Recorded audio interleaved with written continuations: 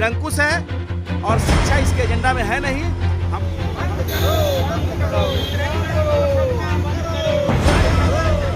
बिहार सरकार की गलत शिक्षा नीति, विद्रोहित कलंक नीति से प्रभावित होकर आज घुट-घुट के मरने को मजबूर है। शिक्षक को संबद्धता के नाम पर पेच फंसाकर अनुदान रोक के इसको परेशान। समझिए, 2015 से सरकार कह रही है कि हम इन संस्थानों की जांच करेंगे, तब जाके इन शिक्षकों को अनुदान देंगे। बिहार का माननीय उप मुख्यमंत्री सुशील कुमार मोदी की अध्यक्षता में 17 समिति कमेटी का गठन भी हुआ। सरकार की मंशा साफ नहीं है। सरकार के एजेंडा में शिक्षा है ही नहीं। हम जो है जिस बच्चों को पढ़ाते हैं उन बच्चों को सरकार अपने GER में शामिल करती है, उन बच्चों को प्रोत्साहन राशि देती है, उनको सब कुछ सुविधा देती है, लेकिन शिक्षकों को एक पैसा नहीं देती है। अब आप सोचिए कि 92 नियमावली की बात तो दूर है, आप सोचिए कि 40 वर्ष से जो संस्थान चल रहे हैं और 2008 में आप घोषणा कर रहे हैं, अभी 2022 है और आप पिछले 12 बरस में 12 बरस से ज़्यादा का समय हो गया, आप 7 से 8 वर्षों का अनुदान रोक के रखे हैं। आखिर ये संस्थान के कर्मी कैसे चलेंगे, उनका कैसे कायाकल्प होगा? तो सरकार के एजेंडा में है नहीं। इसके खिलाफ हम लोग पटना हाई कोर्ट गए थे। पटना हाई कोर्ट ने तो निर्णय दे दिया है, अब सरकार उस निर्णय को लागू करे। हम इस सरकार से ही मांग करते हैं कि आप एक बार कम से कम अपने अधिकारियों के, जो तानाशाह अधिकारी हैं, उन अधिकारियों के कृत्यों को जरा एक बार समझ लीजिए। पटना हाई कोर्ट में भी सरकार की किरकिरी हो रही है। सरकार के वकील को पटना हाई कोर्ट बोलने नहीं दे रहा है, कह रहा है कि बार बार आप एक ही संस्थान को कई बार जांच कराएंगे। आपने एक बार जांच करा के उनको जब अनुदान दे दिया तो बार बार जांच क्यों करा रहे हैं? अतः आप अविलंब इसको बंद कीजिए, आप इनको अनुदान का भुगतान कीजिए और इनको अस्थायी संबंधन दीजिए। ये जो समस्या आप लोगों के सामने उत्पन्न हो रही है, तो छात्रों को भी तो कुछ हानि होता होगा? छात्रों का रिजल्ट तो सही माना जा रहा है। 2016 से 2022 तक हमारे यहाँ से हजारों हजार छात्र पास, लाखों छात्र बिहार में पास करते हैं वित्तरहित संस्थान से। छात्रों का रिजल्ट को वैलिड सरकार मान रही है और शिक्षक को संबद्धता के नाम पर पेच फंसाकर अनुदान रोक के इसको परेशान कर रही है। कैसे होगा आगे? हमारे वित्तरहित शिक्षक कर्मी इतने छात्रों को पढ़ाते हैं, रिजल्ट देते हैं, भवन है, उपस्कर है, हम इतना बेहतर रिजल्ट देते हैं, उसके बावजूद सरकार हमारे ऊपर कुछ ध्यान नहीं दे। 35 वर्षों से हम वित्तरहित के झेल रहे हैं, फिर का 8 से लेकर के 16-15 तक दे चुकी है। पिछले दिनों भी, पिछले साल भी जो है आप लोगों ने आंदोलन किया था जी, किया था। मार्ग में, तो क्या उसका निष्कर्ष कुछ निकला क्या? ये कुंभकर्ण की तरह सो गई है, निद्रा में है। हम लोग जगाने की कोशिश करते हैं कि इतने बड़े बड़े विद्वान लोग इतने बड़े बड़े संस्थान चलाते हैं, फिर हम शिक्षकों को क्यों नहीं ध्यान देती, बल्कि रिजल्ट देते हैं, सब कुछ देते हैं, और फिर हम लोगों के वेतनमान नहीं देती है। मैं आपके माध्यम से आपको एक सनसनीखेज न्यूज़ देना चाहता हूँ।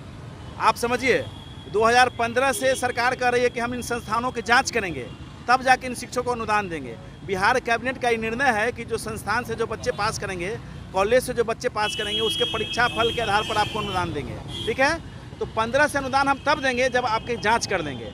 तो बताइए कि पढ़ाया हुआ बच्चा 15 में जो पास किया है, 15 से लेकर 22 तक 7 साल में जो बच्चा पास किया है, उसका रिजल्ट सही है, उसका रिजल्ट सही है, पढ़ाने वाला गलत है। इसी का जवाब दे दे सरकार। अगर 7 साल का जाँच करना है तो रिजल्ट भी जाँच कर लेना कि रिजल्ट गलत है क्या। एक शब्द में आप क्या कहेंगे? एक शब्द में ही कहना है कि सरकार जो है बिल्कुल निरंकुश है और शिक्षा इसके एजेंडा में है नहीं। हम ये सरकार से मांग करते हैं कि आप शिक्षकों के और संस्थानों की जांच जब कर रहे हैं तो आप में हिम्मत है तो आप इस 7 साल का परीक्षा फल को रद्द करके दिखाइए। आप 15 से लेकर अभी तक का परीक्षा फल रद्द करके दिखाइए, आपकी सारी कलई खुल जाएगी, पूरे बिहार में आग लग जाएगा। वेतनमान की विषय वस्तु को रोकने के लिए सरकार एक अपना एजेंडा लागू किया कि इनको हम जांच के नाम पे भरमाते रहेंगे, ठीक है ना, ताकि इन शिक्षकों को जब सदन में, और उसके लिए आकलन समिति का माननीय उप मुख्यमंत्री सुशील कुमार मोदी की अध्यक्षता में 17 समिति कमेटी का गठन भी हुआ था कि एक आकलन समिति बनाया जाए और उस आकलन समिति आकलन करके अपना रिपोर्ट प्रस्तुत करेगी ताकि इन शिक्षकों को कैसे वेतनमान घाटा अनुदान दिया जा सके। इस पे प्रभावी तरीके से अमली जमा पहनाया जाएगा।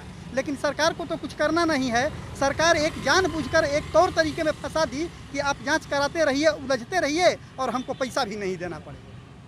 1982 से वित्तरहित संस्थानों का स्थापना हुआ, तब से लेके आज तक वित्तरहित कर्मी बिहार सरकार की गलत शिक्षा नीति, वित्तरहित कलंक नीति से प्रभावित होकर आज घुट-घुट के मरने को मजबूर है।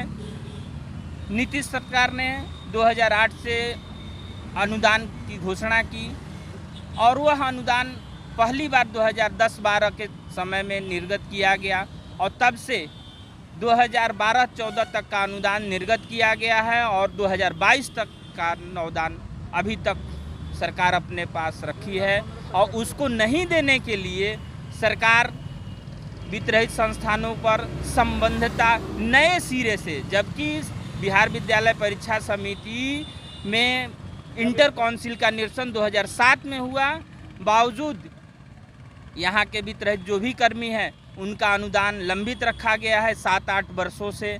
यह सोचने वाली बात है कि एक कर्मी 7-8 वर्ष से बिना पैसे के कैसे अपना जीविका पालेगा, कैसे अपना जीवन भरण पोषण करेगा। हम लोगों ने 2018 में CWJC 365 दायर किया।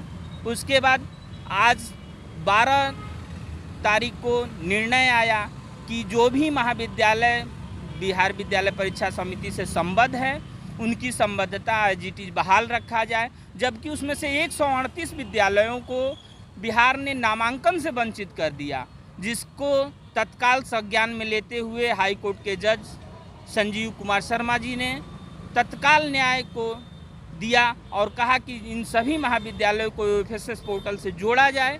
बावजूद सरकार इस नियम को, इस नियमावली को, इस न्याय निर्णय को मानने के लिए तैयार नहीं है और वित्त रहित को वह कुचल कर खत्म कर देना चाहती है।